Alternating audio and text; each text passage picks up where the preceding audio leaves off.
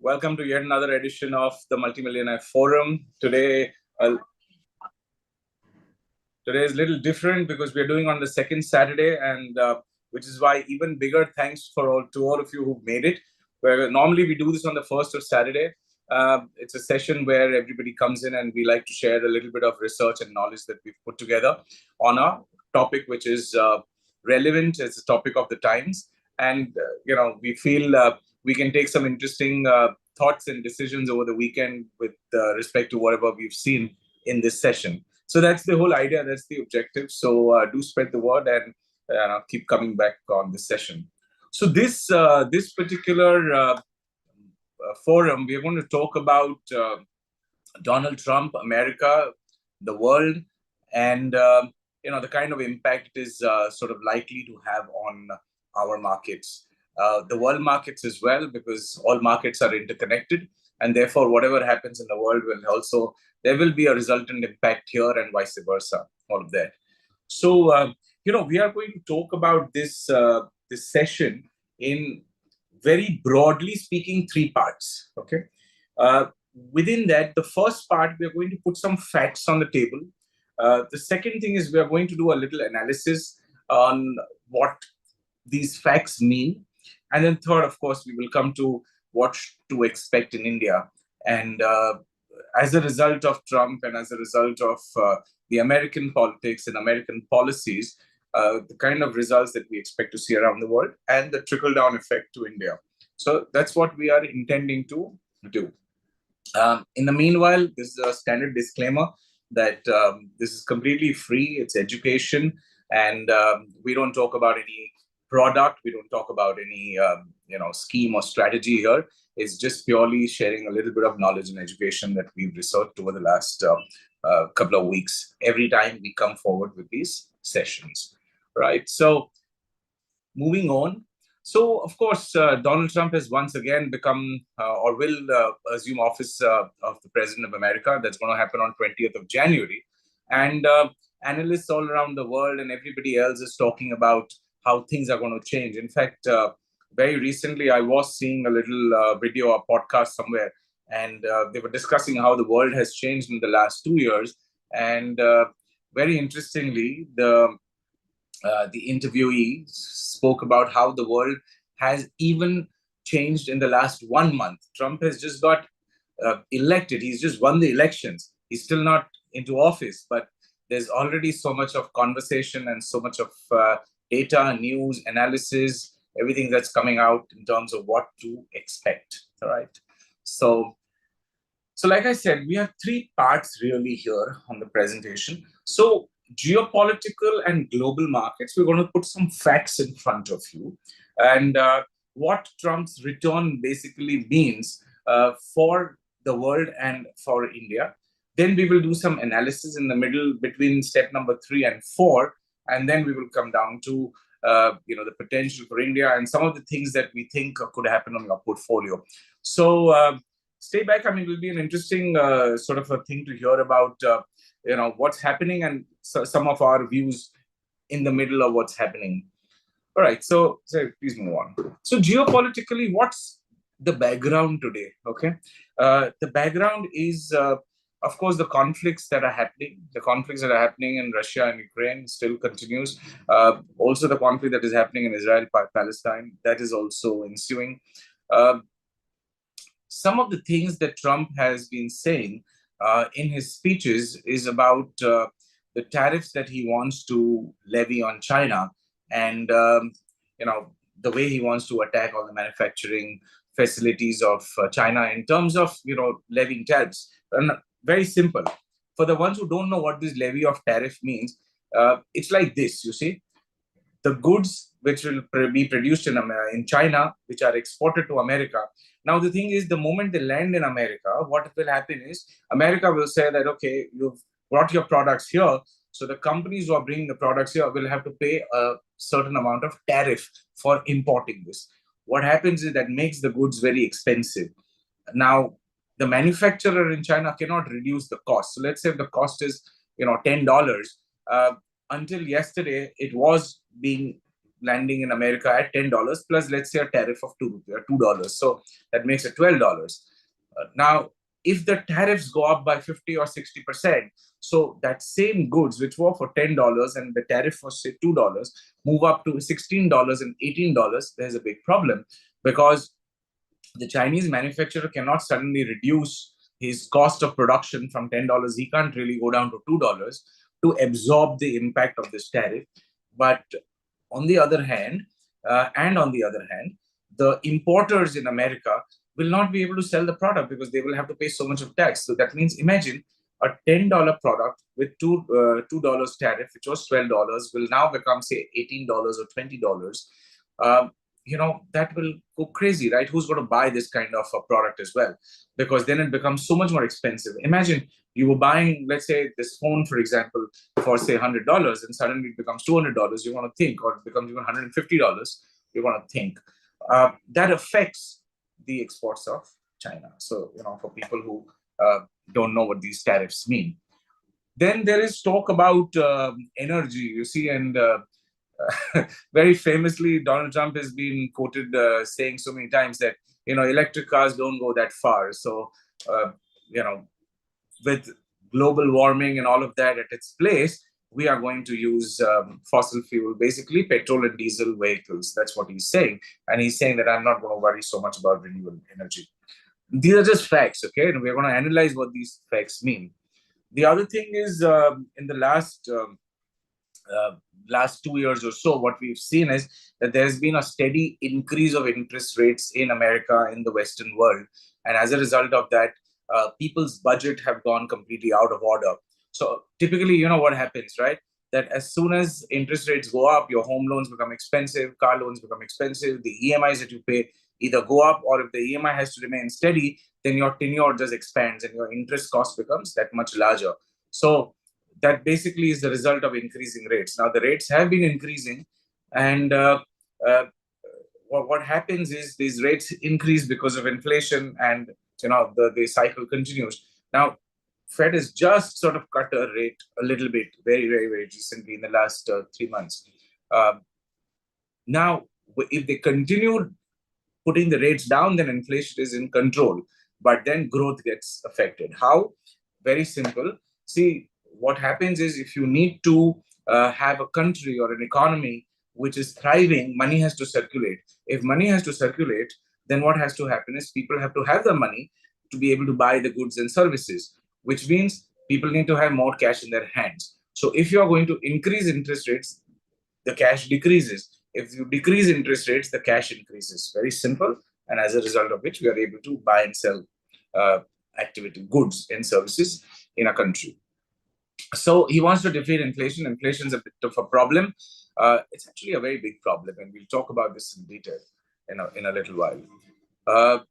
Then there is this issue about Mexicans, Indians. There's so many people coming into America, and Trump and the manifesto has been saying that all the jobs are being taken away by these people. So we need our Native Americans to get the jobs. So therefore, do a little bit of stringent policy measures on migration. And of course, the manifesto and all the speeches have all been about making America great. Let's revive the consumption. Let's revive the industry. Let's revive the demand and all of that. So all these things is what the Trump administration, the Republican government wants to do. Okay, nothing wrong with that. Of course, they also want to sell their arms and ammunition to the whole world and so on and so forth. So all those things are still a part of it. But the whole idea is that what America was all these years, sort of make it happen again. All right. So the immediate things that will happen in the world markets will be what? So suddenly, see, America is such a huge force, right? It's such a massive force of reckoning that when America says that, okay, this is what we want to do, that we want to revive demand, which means there's going to be so much of demand for dollars. People, right from the ones who want to travel to the ones who want to put industry and the ones who want to buy raw material, everything happens in dollar because, again, dollar is the reserve currency as of now for the world, right? So obviously, as a result of that, the demand for dollar becomes much larger. So dollar moves up. And we know what happens when dollar moves up. Obviously, all the other currencies depreciate, right? Not good for the other currencies, but obviously good for the dollar. The other thing that happens immediately, or the thing that they are proposing to do, is to reduce the taxes. So they want to give incentivize. I mean, it's so typical, right? A government, wants to incentivize the industry in their country. So what will they do? They will give them, exactly what's happening in India: production link incentives, some benefits, some subsidies, tax holidays, and tax cuts. Basically, that's what even America is thinking. So they want to have these kind of tax cuts happening in America, as a result of which you will see that there will be, or at least it is expected that the economic activity will grow and people will get excited about doing things in America. So they're talking about reduction of the tax rate. Okay. Obviously, the other thing that happens is, bond yields. Okay. Bond yields also start moving up, because what will happen is, right now, the Fed has reduced the rates. So when they reduce the rates, naturally what will happen is the bond prices go up, yields will fall. But if you have to sort of push the economy, and if you have to say, okay, let's sort of move, then naturally the rates have to go up, bond prices fall, the yields move up. Slightly complex. We're not getting into the mechanics of this, but let's make it very simple, saying that if the interest rates go up, economic activity is propelled faster, but that also causes a little bit of an inflation. So bond yield going up is not good, basically. Now, what happens is, because of all these factors that are happening, going on, what also happens is there's a little bit of speculation that gold, which has done extremely well actually in this year of 2024, will actually also move up a little bit. Because again, what happens is, when there is so much that the government is trying to do, on one level it is nice, on the other level it creates a little bit of an inflationary pressure. That inflationary pressure makes things a little bit uncertain as to what will happen. And whenever there is an environment of uncertainty, obviously bullion, gold, silver, these things, they sort of tend to do better. But now let's analyze. Okay, we've got all the facts on the table, right? Can you just show the presentation once again? Let's just, for everybody's benefit, and for anybody who's even joined late, let's just put the facts on the table. Okay, just go back to 2-3 slides. Okay, yeah, that one. Okay. So this is the background, right, friends? Inflation, migration in America being great, energy policy, etc. Okay, that they want to use fossil fuels. Then there's issue with China, conflicts around the world. And this is all the background. Okay, number 6, most important one, the thing on which Trump's large part of his campaign has been, is to make America great again. Okay, so in the light of these facts, now, what happens when you want to revive demand? What happens when you want to revive consumption? See, obviously, it's not happening right now. Why is it not happening? See, because interest rates were higher. Remember, sometime back we spoke. When the interest rates were higher, your budget gets affected. You don't have enough surplus to spend. So when you don't have, forget surplus, when you don't have money, and I'm told that in America and Canada, people were struggling just to sort of, stay afloat. So if they are earning $100, they were spending $101 or $102. That was the problem with the interest rates going up. That's how badly the budgets were hit. There was literally no savings. And, how do you sort of modify EMIs and things like that? This was the reality. So now people don't have money. Okay, very simple. So if people don't have money, and if you want to revive demand, how is that going to happen? You'll have to give more money in the hands of the people. Go buy iPhones, go buy cars, go buy whatever else you want, go travel, do whatever you need to do, but basically spend money. See, the moment people spend money, okay, the economic engine starts moving. Of course, when the government also spends money, the economic engine moves, and which is exactly what we are seeing in India. But see, government spending money is very different from you and me spending money, because the government's might is enormous, and our might is not even worth talking about. As in, we cannot make such a big difference. But if all of us together start deciding that, okay, we will go out and buy all the computers and the phones and the electronic gadgets, and we will travel, and we will buy cars, and we'll buy all sorts of vehicles and things like that. What happens is, we'll buy property, everything starts sort of rolling. So now, on one side, we're saying revive the demand. So the other side, we are saying reduce the tax. Okay. The third angle is you are saying that you want to attack migration, which means who? A large part of the migrants are Indian, technology workers, staff. I mean, our friends and family who we know are in America. And from a labor point of view, it's the Mexicans, right? There's a huge amount of Mexican population also that, comes into America. So he wants to attack all of that. Now, think about it. This is much cheaper. So an Indian engineer or a Mexican labor is not going to demand the same sort of wages that an American engineer or an American labor would do, right? It's a big difference. And that is what has been driving and which has been pushing the American economy all along.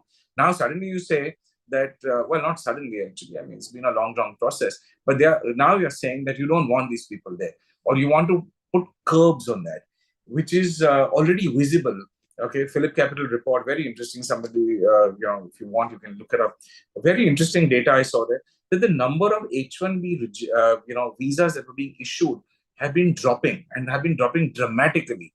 Okay, they are now at about a third. So already this has been happening. It's not a new thing, but you want to put more curbs. So you want to restrict the flow of people coming to your country. But these are people who are working at a much lower salary, okay, versus an American counterpart.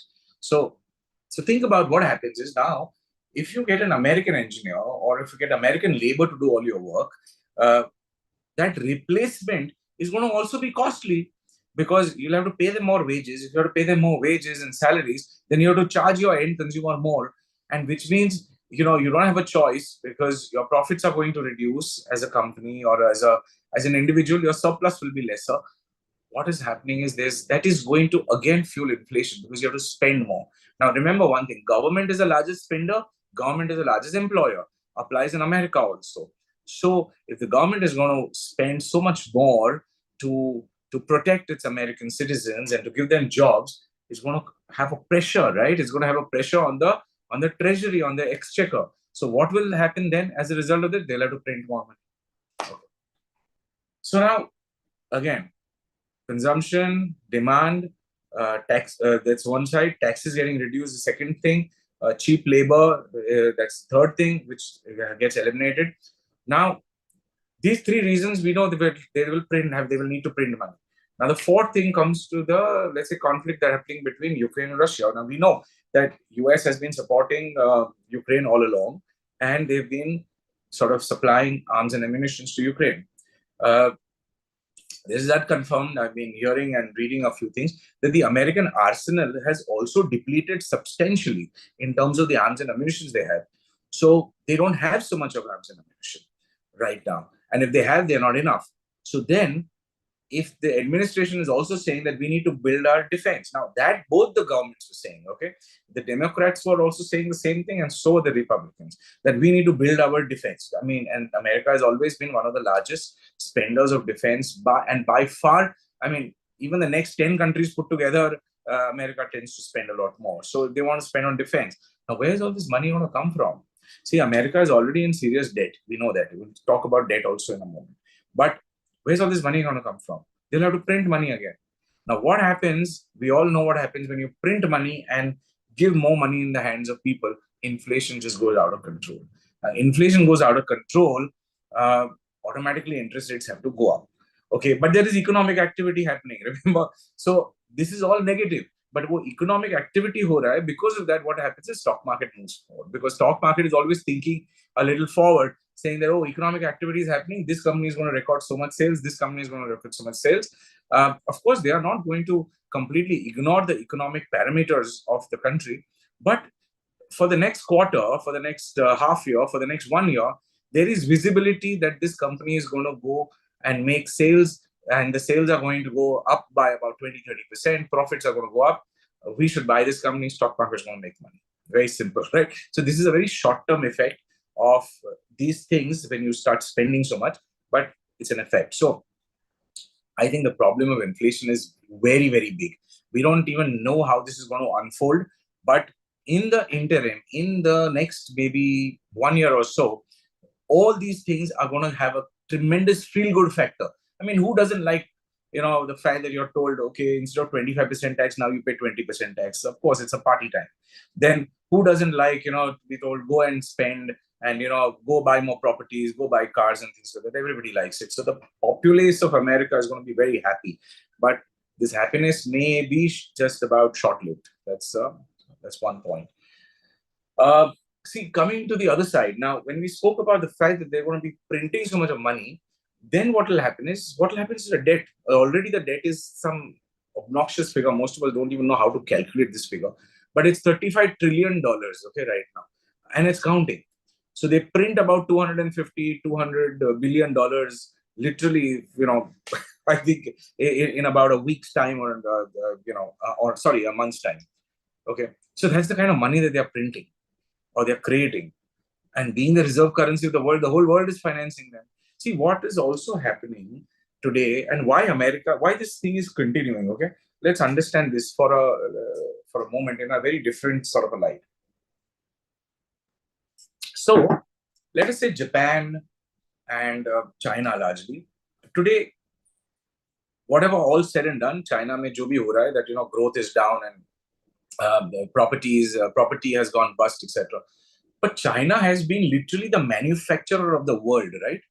And all the Chinese products, right from the cheap products to the very luxurious products. What were those products doing? They were getting manufactured cheaply in China because ultimately, with all supply chain and everything emerging from China and ending at China, China has taken such a global position or dominant position in manufacturing that it's very nice to say China plus one, and US is not very happy with China, so India will come into the picture and all that. But China's manufacturing capability is enormous. It's going to take a long time for us to come anywhere close to that. But anyway, because of those goods that they were selling to the Americans are obviously paying them in dollars. Now, what does China do with all the dollars? Then China goes and puts that dollars back and invests it in America. How? Because American government needs to borrow. They need to create money. So they will say, okay, you give us your dollars and we'll give you bonds in return. Bonds are nothing but like a promise that today I'm borrowing money from you and I'm giving you a promissory bond, or I'm writing it down on a piece of paper telling you that, okay, I'm borrowing $100 from you. And at a future date in time, I will repay you back. And in the meanwhile, I'll pay you some interest. So China is sitting on the largest stockpile of US bonds. So China is manufacturing, selling the goods to America, and American people are spending, giving dollars back to China. China is putting the money back into America. And that cycle is continuing. And which is why, one may think that agar itna bada problem hai, so I mean, if some of us have a loan of 2 crores, 5 crores, 10 crores, we won't get sleep. How is it that America, with the largest, their liabilities, their liabilities are way bigger than their assets. So we all understand that, right? What happens and that happens. But in America, nothing is going wrong. America is thriving. Why is it thriving? Because it is being financed by the rest of the world. And because of the reserve currency, I mean, a lot of countries, including India, we are all holding American dollars, right? So they have, but then this is changing, okay? This is also not going to remain. This is not cast in stone. See, today, they have already put sanctions on Russia. So, which means Russia cannot obviously trade in dollars and things like that. But Russia, Saudi Arabia, the oil and the gas producing nations, and of course China, because so they don't want to hold so much of US dollars. And which is why there are also reports which have been coming, and we've been covering this thing in MMF also, that how the BRIC currency is going to change the shape of the world, and how Russia and China are really supporting the BRIC currency. India is also a part of it, obviously. And so are like half dozen other nations. BRIC is just not restricted to the Brazil, Russia, India, China. There are a lot more people in there. So what is likely then is that Russia, Saudi Arabia, China, a little bit of India. So everybody doesn't want to hold dollars because of the fact that America has so much of loans. So we have to see how this impact happens. But there is a problem. It may be pushed for now by a year or two, but I think this problem will come back and it will hit us hard. It will hit the whole world hard. This is sort of my reading and my analysis. So whatever Trump wants to do and whatever the Republican government is thinking, in summary, is going to be very, very good for the immediate period, but then a little later, some problems are going to happen. And the biggest problems are going to be, this inflation menace, excess money, and the excess debt that America is going to build over the next 1 year. So that figure is almost, we would shudder to think where the 35 trillion would go, maybe become 38 trillion or 40 trillion or 45 trillion. Don't know. But that is a little bit of a problem. Okay, so that is something that we must keep at the back of our minds. While we can, when we are walking in the garden with our friends in the morning, we can say, oh, Trump aa gaya, it's very good for the markets will rally, sab kuch hoga. Yes, of course, all that will happen. But think about it, there is going to be a little bit of trouble somewhere down the line. Okay. All right. So coming back to our presentation, I mean, this was just a quick analysis. So what is it which is good? Okay, now see, you will see there's a whole mixed bag happening. So now they of course need technology to do all of that. And who's going to be the technology supplier to the world? Of course, it's India. China be here, but India is going to supply a lot of technology. So we're going to export a lot of technology.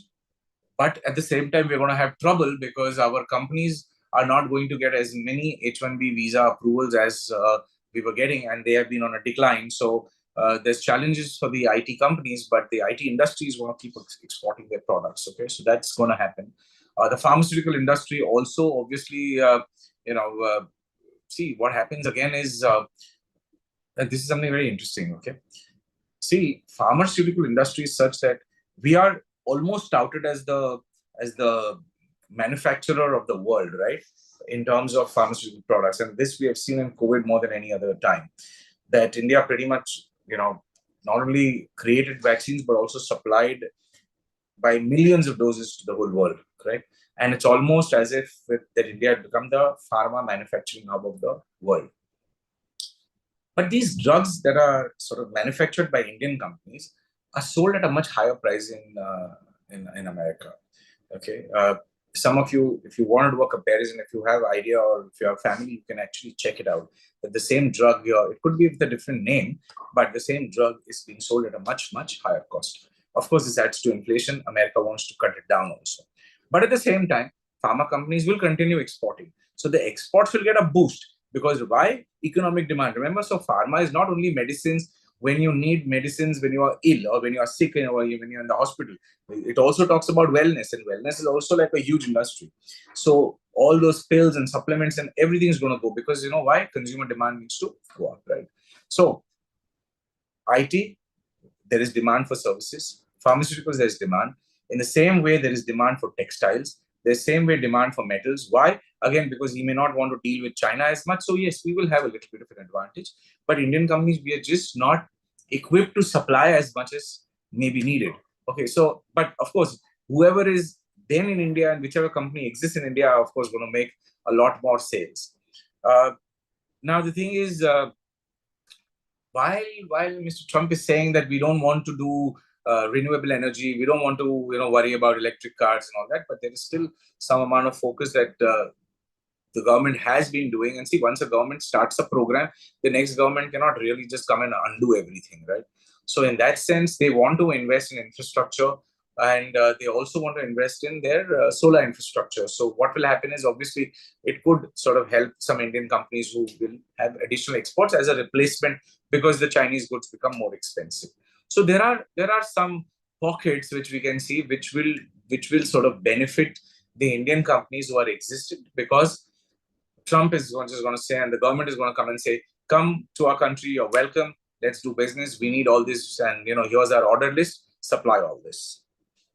So that's going to happen. So immediately what happens is the negatives that happen. Okay, now the negatives are also very interesting. See, on the one side, we are supplying so much of goods, right?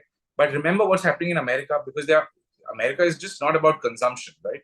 It's also about whatever we spoke about, that funding the war. It's also about the conflicts that are happening. It's also about America going and wanting to spend on reviving their own industry, not only on arms and ammunition, but also wanting to print more money to fund everything. Also, they're going to have lesser collection in terms of tax. So all these will lead to higher rates, and it might actually sort of push the Fed to again go back to an increasing rate era. Now, when interest rates go up in America, which is like the largest, dominant force of foreign exchange and money markets in the world, it will, क्या होता है ना कि India will also get dragged. We will also have some inflationary pressure because अगर वहाँ पे inflation हो जाएगा, the Fed rates go up there, then we will have no choice but to sort of, we will not be able to cut rates. We'll have to maintain the rates, but it will sort of pull our rate also up because currencies and interest rates, everything is linked. The other issue is these H-1B visas. Now, what will happen is if the visas are lesser, then the jobs are not those many available. Once these people come back to India, when their visas are not renewed, or when the new people don't get jobs, there's going to be that much excess force, labor force here. But I think, I don't see there are too many negatives for India. One way or the other, we'll figure it out. And India, is obviously a country of very intelligent people. And so is the administration behaving very intelligently. Governance is very, very strong. So we'll figure that out. I don't think it's going to be so much negative for India per se. Okay. But a couple of things that will happen.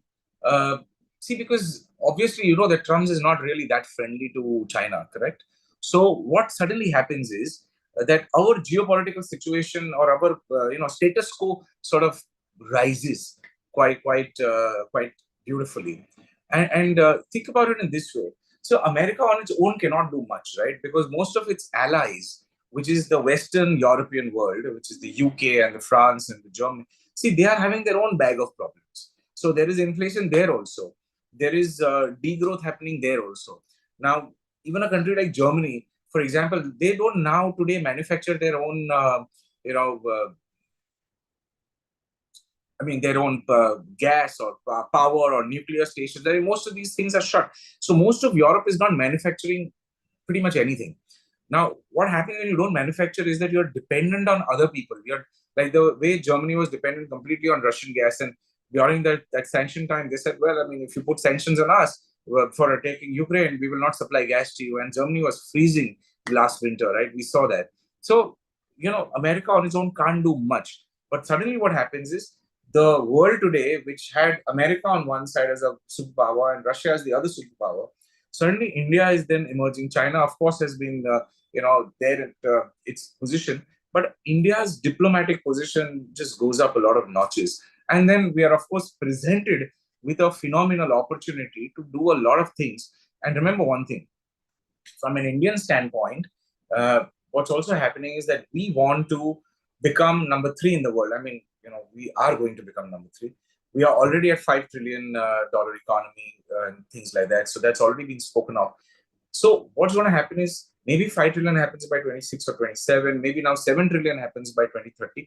But the way we keep climbing up, where are we going to sell our products and services? We'll have to go to Europe. We'll have to go to the Western world, right? So it's an opportunity for us. Now, how far are we able to capitalize on that and how far our Indian industry does that is something that we have to wait and watch. But I'm sure we'll do it because India being India and Indians being Indians, I think that will happen. So in that sense, what happens is the next summary is, and that India's position is improving quite dramatically. And not only is India's position improving, US will have to look at India as a very, very important strategic partner in this part of the Asian world. So that way, it's good for us. Some of the policies that are there will, of course, prompt our stock market to move forward. And, so obviously what happens is, and we are purely looking at the trends currently, okay? Sometime back, I spoke about the fact that pharma is going to be positive because there's going to be a boost in exports. But this sector right now has already had a bit of a rally. That's why you see it in a sector going down. But this is only an opinion. Do make sure that you're tuned in for the next January MMF, which is going to happen on, what's the date? I think 4th of January. The first Saturday there. Second, third, fourth. Yeah, I think it's 4th. So we're going to talk about all the opportunities and the sectors that are likely to do well for 2025. But for the time being, this is because of an impact from Trump, and it comes at a time pretty much at the end of the year. He's going to take office on the 20th of January. So basically, both these things kind of merge.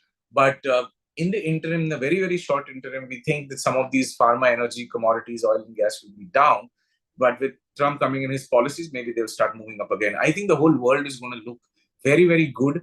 But 25 may not be the same kind of a year that we saw like 23 and 24. 23, 24 was extraordinary, right? Now, that years we made some fabulous returns. The returns may not be as high in 2025, but still it won't be a bad year. It won't be a mediocre year. My guess is it should still be a high double digit, maybe 20, 18, 20%, maybe 25% kind of a year. But we're going to see all of this infrastructure, IT, micro caps, everything's going to move forward. I'm still not sure about the Indian large caps, the Nifty stocks, the Sensex stocks. We have to see, because there's just, I mean, they are just moving at their own pace of 8-10% growth. And you see, there's something very interesting, by the way, which is happening right now. See, right now, what is happening is, in the last 2 months, the October-November period that we've seen, what has happened? The markets have actually gone down, right? So everything went down about 10-11%, about 12%, give or take. Now, the small cap, micro cap, mid cap, they've all come back. The Nifty and the large caps have not come back as yet. So some of the analysts are saying that, the large caps will sort of have a revival, that we have to wait and watch. But why has the mid cap and why has the small cap come back so fast? Because these companies are making a lot of profits. So what I want to submit at the last thought is that portfolios, let them remain intact. The small caps and the mid caps will still continue to do well, because there's a lot of growth happening. And here comes America, giving us a lot of opportunity for a lot of our companies. And if we live up to those expectations, if we grab all the opportunities of export and everything else that America wants to do in terms of reviving its demand, then I think we have a great future ahead for the small cap and the mid caps of India. So with that, what I would like to do is I would like to close this conversation.